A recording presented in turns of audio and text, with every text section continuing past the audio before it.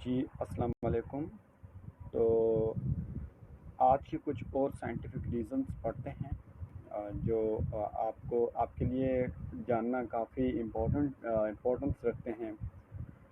उसमें से पहला है जो 9th नंबर पे होगा हमारा आर्ट वाली लेक्चर में हमने पढ़े थे, why is one's breath visible in cold but not in hot weather. Simple अल्फाजों में बोलूँ कि सर्दियों में क्यों इंसान की सांस नज़र आती है, गर्मियों में नहीं आती। तो इसका आंसर यही है कि it is visible because water vapors are present in breath. यही आपको रीज़न मिल गया। हमारे ब्रीथ के अंदर जब हम सांस लेते हैं तो उसके अंदर वाटर वेपर्स मौजूद होते हैं, और जो हमारे माउथ का टेम्परेचर होता है वो ज़्यादा होता है विंटर की सीज़न में एज़ कम्पेयर टू एटमॉस्फेयर, जिसकी वजह से नज़र आते हैं। सांस हमें नज़र आती है क्या, हमारा जो टेम्परेचर है माउथ का वो ज़्यादा होता है as compare to temperature as compare to atmosphere, जो विंटर के अंदर है किसी भी as compare to temperature of atmosphere. ठीक है, तो इसी की वजह से क्या होता है कि हमें जो सांस होती है वो विजिबल होती है in the month of specially the cold month December, November, January. Okay, उसके अलावा भी कुछ और एरियाज हैं जिनमें हमेशा नज़र आती रहती है, तो माउथ के टेम्परेचर पे डिपेंडिंग होता है सारा। ठीक है, तो विंटर के अंदर ये चीज़ होती है, समर के अंदर ऐसा होता है कि वो जो माउथ का टेम्परेचर होता है वो लो होता है, और जो एटमॉस्फेरिक टेम्परेचर होता है, प्रेशर होता है और टेम्परेचर भी होता है वो ज़्यादा होता है, एज रिजल्ट ऑफ which हमें नज़र नहीं आते। Why does the total slip happen, केन इसको काटने, happen only at the time of a new moon, the new moon. तो एक न्यू मून पे टोटल स्लिप क्यों नज़र आती है, हमेशा हमेशा हैपन क्यों होती है? चीज़ ये है कि जब भी न्यू मून होता है ना, तभी जो सन होता है और मून होता है, अर्थ होते हैं ना, वो लिव्ड अप होते हैं। और उसी तहत जो मून होता है ना, वो अर्थ और सन के बीच में आ जाता है और रेडिएशंस को ब्लॉक कर देता है जो सन के होते हैं। इसी के रिजल्ट के तहत टोटल स्क्लिप अक्योर होती है। नंबर 11 है places near the sea are cooler in summer and warmer in winter. Why? जो भी प्लेसेस किसी समर के किसी बड़े किनाल के करीब हैं वो सर्दियों में ज़्यादा ठंडी होती हैं और गर्मियों में ज़्यादा गर्म होती हैं। उसकी क्या वजूहत? देखें, वाटर जो होता है वो ज़्यादा टाइम लेता है, ठीक है, गर्म होने में। Water takes longer time to get heated, या ज़्यादा टाइम लेता है कोल्ड होने में। During the summer the land near the sea get heated up quickly but the sea water remains cool.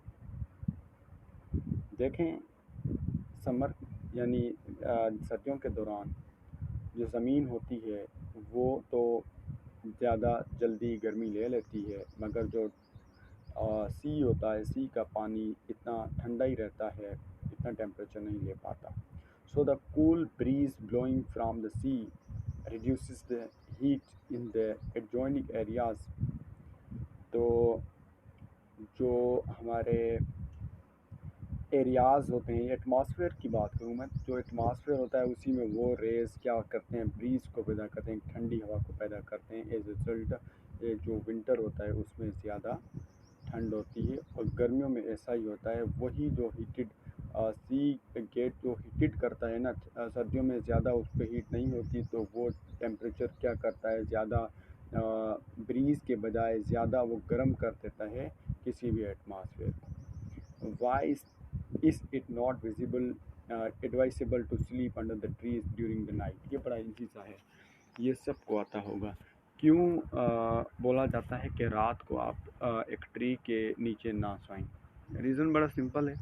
Plants at night release करते हैं carbon dioxide और take करते हैं ऑक्सीजन को, so they may be less availability of oxygen for respiration as result of which it may cause death.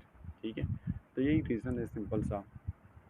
Number 13 है हमारा why ozone layer in the upper atmosphere, why is ozone layer in the upper atmosphere necessary for our survival? जी, हम ये पढ़ रहे थे कि why ozone layer in the upper atmosphere is necessary for our survival, इस why की बात दे दीजिएगा। ओजोन लेयर प्रिवेंट्स अस, ये सबको जानते हैं कि ओजोन लेयर हमें प्रोटेक्ट करता है, ठीक है। जो भी हार्मफुल रेडिएशंस होते हैं, जिस तरह के अल्ट्रा वायलेट रेडिएशन सन से निकलते हैं वो ज़मीन की तरफ, तो उनको रोक देता है। If these raise come on the earth, these rays can highly be dangerous for human beings. However, these can cause skin cancer and other diseases also. Why meat takes longer time to cook on mountain than at mountain top than that of at sea level? तो meet को ज़्यादा time mountain पे क्यों लगता है? बड़ा simple है, क्योंकि माउंटेन पे जो एटमॉस्फेरिक प्रेशर होता है वो लो होता है as compare to sea level. तो ज़्यादा टाइम चाहिए मीट को कुक होने में माउंटेन पे, ठीक है, because cooking time and atmospheric pressure are inversely proportional to each other. एक मैंने थ्योरी की फॉर्म आपको दे दिया ताकि आपको ज़्यादा समझ आ जाए। कुकिंग टाइम जो होता है और एटमॉस्फेरिक प्रेशर होता है वो इन्वर्सली रिलेटेड होता है। अगर कुकिंग टाइम बढ़ेगा तो एटमॉस्फेरिक प्रेशर कम होगा, अगर वो कम होगा तो वो ज़्यादा होगा, ठीक है। तो वाई लास्ट है आज के लिए 15 number, why the sun appears red at the sunset and sunrise. जब सूरज निकल रहा होता है या सूरज डूब रहा होता है, दोनों कंडीशन में वो रेड नज़र आता है। इवन कभी कभी क्लाउडी नाइट्स भी वो रेड रेड नज़र आ जाते हैं, ठीक है, सूरज की वजह से जब डूब रहा होता है। सीन ये है कि visible light consist of 7 colours, ठीक है। जो वाइट लाइट आप बोलते हैं, जो हमेशा हमें नज़र आती रहती है, वो 7 कलर्स की होती है। But we do not see them unless white light is broken down into its spectrum. Spectrum होता है collection of 7 colours. As at the sunset and the sunrise, we watch the sun nearer to the surface of the earth.